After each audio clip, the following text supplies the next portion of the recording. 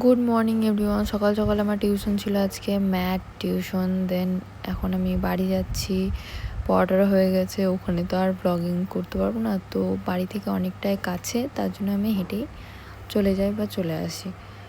তো এখন দেখি বাড়িতে অনেকের আসার কথা আছে আজকে। তো এখন আমার আজকে একটা ফ্রেন্ড এসছে, তো ওর সঙ্গে আমি একটু যাবো মোর। দেন ওকে কিনবে না কিনবে দেখি দেখি ম্যাডাম কি নেয় না নেয় জানি না।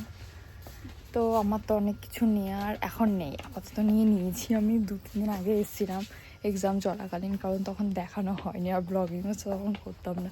কালকে জাস্ট এক্সাম খতম হলো। আসলে যেটা হয়েছে যে ওর যেগুলো যেগুলো দরকার, যেগুলো লিস্ট করে এনেছিলো যে এগুলো আমি কিনবো, ওগুলো একটাও পাচ্ছিল না। আমি ওইখানে জানালাম কাউন্টারে যারা ছিল। তো আমরা এখন আইসক্রিম কিনে ঘর চলে এলাম। তো এবার আমি বাড়ি এসে ফ্রেশ ট্রেশ হলাম, স্নান টান করলাম। আর একবার যাবো, কোথায় যাব, কী করতে যাব, সবই তোমাদের সঙ্গে শেয়ার করছি, দেখতে থাকো, সঙ্গে থাকো।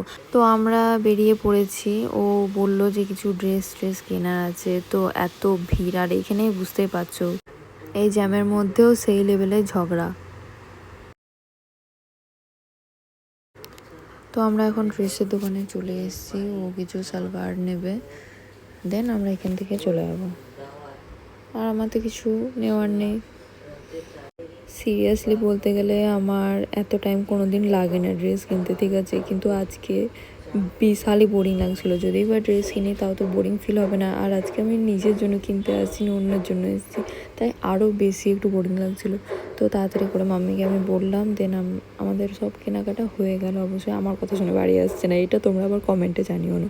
নর্মালি আমাদের সব শপিং কমপ্লিট হলো ঠিকঠাকভাবে, দেন আমরা এখন বাড়ি আসছি।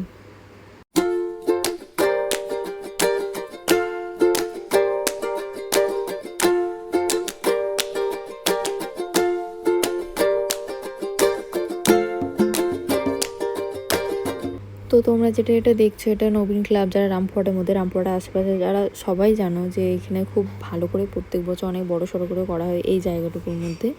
আর ভেবো না যে পুজোতে আমি ছোটোখাটো ব্লগ দিয়ে এন্ড করে দেবো, যতটা পারবো চেষ্টা করব। আমি এই বছর ভেবেছি ফ্রেন্ডদের সঙ্গে বেরোবো, তো ওগুলো সবই তোমাদের সঙ্গে শেয়ার করবো। এবার দেখি কি করি না করি, এবার খাবো দাবো। ইনস্টাতে ইউটিউবে এত কমেন্টস ভরা যে তুমি হেয়ার স্টাইলটা একটু চেঞ্জ করো, তো সেটার জন্য আমি অনেক ভেবে চিন্তে আজকে হেয়ার কাটটা করাতে এলাম। করাতাম না, কিন্তু লুকটা একটু চেঞ্জ করবো ভাবলাম যে সামনের দিকে ন্যানোপ্লাস্টির টাইমে লেয়ার করেছিলাম, তো ওইরকমই লেয়ার কাট করাবো।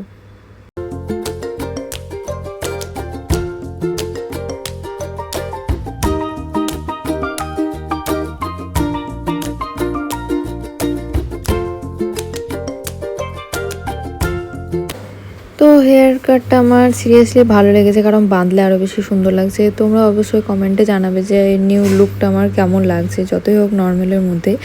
আর শেষ মুহূর্তে আমাকে কেয়া সেটা কেন আসতে হলো, এত বড় একটা স্টোরি, সেটা তোমাদেরকে আমি পরে শেয়ার করব। আমি ভাবতেও পারিনি যে এরকম হবে আমার সঙ্গে। তো সেটা জানার জন্য তোমরা পরে ভিডিওর জন্য অপেক্ষা করো, আর আমার চ্যানেলটাকে সাবস্ক্রাইব করে দিও। এখনকার জন্য বাই বাই, আর তোমাদেরকে পরে বলবো আমার দুঃখজনক কাহিনী।